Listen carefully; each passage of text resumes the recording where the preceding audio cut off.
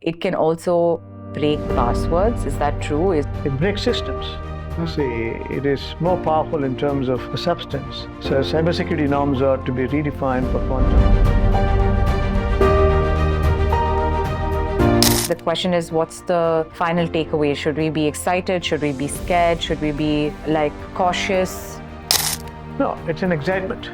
Purely because the New World Order is giving huge opportunity to lift the share of the world through technology, green technology, sustainable technology. That's what Green TV is focusing on. The green tech is going to bring in a lot of such stories, case studies, documentaries, experiences.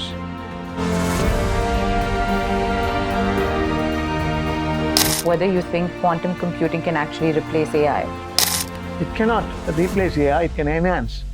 Okay. The convergence is a major opportunity. The scalability is a challenge, but if two giants are coming together, imagine the solutions for multiple problems can be handled simultaneously.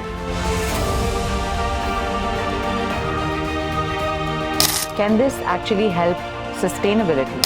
Yes. When it comes to climate risk management, elimination of extreme poverty, zero hunger, or food security is a major thrust, right? If rising temperature, increasing weather conditions is very confusing in today's context. It's not predictable whether it's drought or floods.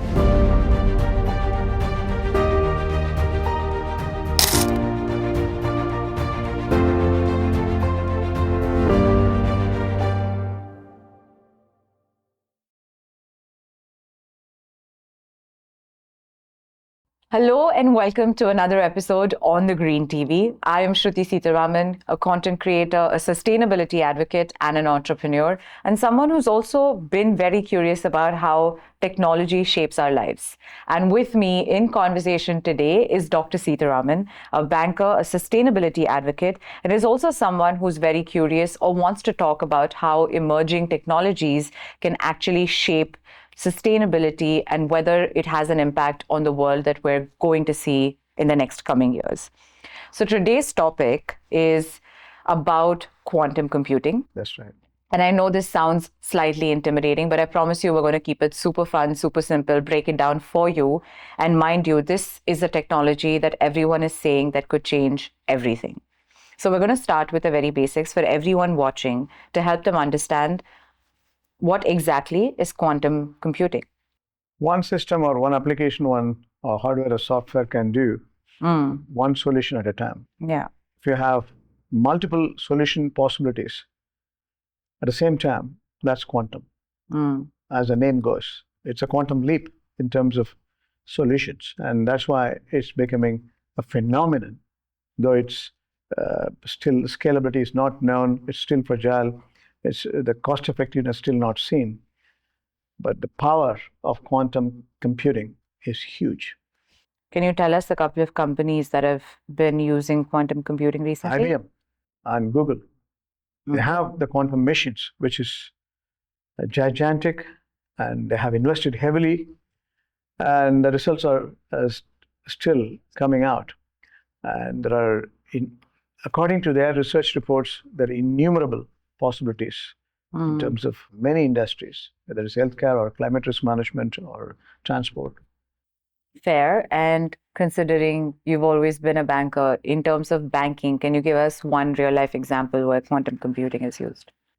Algorithms predicts in terms of investment, that is trading side, nearly 30%, which is absolutely validated, and that's a good measurements. See, the tech charts, when you make it, it's a predictive intelligence. Now AI plays a role. Quantum plus AI makes the investment trading much more powerful. And that's what exactly the bankers are excited about it. And now what I want to ask for everyone that's watching is that why should we actually care? How is this affecting our lives? On the healthcare side, medicinal molecules is developed. Traffic, if there's a congestion, if you look at Tokyo or Singapore or Mumbai or Dubai, London or New York, You need traffic solutions, right? Essentially, congestion can be measured, managed. Climate risk management is in another area where predictive intelligence is required for farming.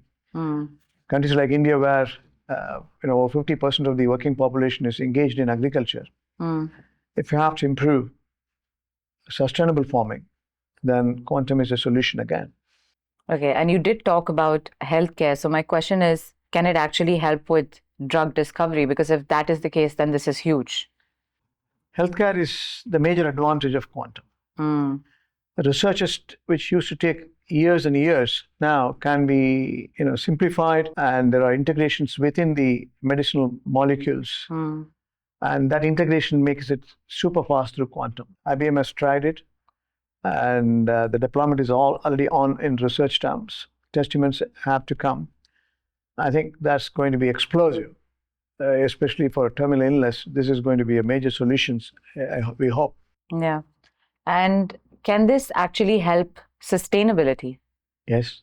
When it comes to climate risk management, elimination of extreme poverty, zero hunger, or food security is a major thrust, right? If rising temperature, increasing weather conditions is very confusing in today's context. It's not predictable, whether it's drought or floods. This is where quantum can have a good foresight. Quantum plus AI, the combination, the convergence is huge. So climate risk management, this is going to be a major solution. And now that we're talking about all of the pros, we have to factor in the risks or the cons, right? So what is the catch with quantum computing? Still, they're measuring the cost effectiveness of it. You need huge capital expenditure. And again, how much power consumption it's going to, because you are integrating, and the speed and effectiveness is multilateral. Yeah. So it costs energy consumption beyond comprehension. Cost effectiveness, we have to look at it. The scalability, we have to look at it. How it's going to be modular, how it's going to be measured in terms of the overall optimization for industry specific, especially healthcare or transport. It remains to be seen. Still, research. And there's always chance of error, right? Yes, there are chances of errors, and the earlier testaments shows signs of a bigger challenge. And now talking about one more real life example that you'd want to give us, maybe outside of banking, something more relatable for our audience to understand quantum computing also. If you look at the distribution patterns, Amazon, Flipkart, basically delivery companies. Delivery companies, they can optimize it. They can do it more cost effective. They can look at the traffic congestion. They can simplify the fuel consumption, and they can eliminate the delay. That's predictable, and I think this is going to be a tool. I'm more excited about the climate risk management solutions. Climate tech is an offshoot of quantum computing. Multiple solutions can come at one point. Say different weather conditions, worldwide exchanges are happening at a given point. You need solutions to have sustainable production. What's happening in one part of the world should not resonate simultaneously in other parts. Now, predictable weather patterns are getting challenged because of the global warming and climate change. I think sustainable production and consumption can come through quantum. Very interesting. And that brings me to a very interesting thought of whether you think quantum computing can actually replace AI. It cannot replace AI, it can enhance. Okay. The convergence is a major opportunity. The scalability is a challenge, but if two giants are coming together, imagine the solutions for multiple problems can be handled simultaneously. And that's going to be the excitement for days to come. So, with the challenges we have in terms of global sustainable value creation, global agenda now needs technology like quantum. Very interesting. Exponential companies, whether Microsoft or Google or IBM or Amazon, they're going to put this technology in the near future. Future belongs to quantum plus AI, convergence, and the value creation for sustainability. Very interesting. But before we move on, another factor of risk that I want to discuss or ask about is I've also heard about that it can also break passwords. Is that true? Is that something we really must factor in and be extremely careful about? It breaks systems. You see, it is more powerful in terms of the substance. So cybersecurity norms are to be redefined for quantum, and the intrusion and the ability to do phishing into the mainframes and break the systems is very much there. The patterns are very much measured upfront by quantum computing, because it simultaneously cut through multiple systems and it can break the password, the entire integrated system. And that's what the trend is all about. Now we have to look at multiple safety layers for security reasons. Again, we have to evolve. This is not a one-time invention. You keep reinventing to map this risk. And who would you say are the leading countries who's winning in this race of quantum computing? Obviously, US, China, UK, India is also investing a lot. Progression is there in many pockets of the world. Wow. Because we've spoken about the pros and cons. The question is, what's the final takeaway? Should we be excited? Should we be scared? Should we be cautious? No, it's an excitement. Purely because the New World Order is giving huge opportunity to lift the state of the world through technology, green technology, sustainable technology. That's what Green TV is focusing on.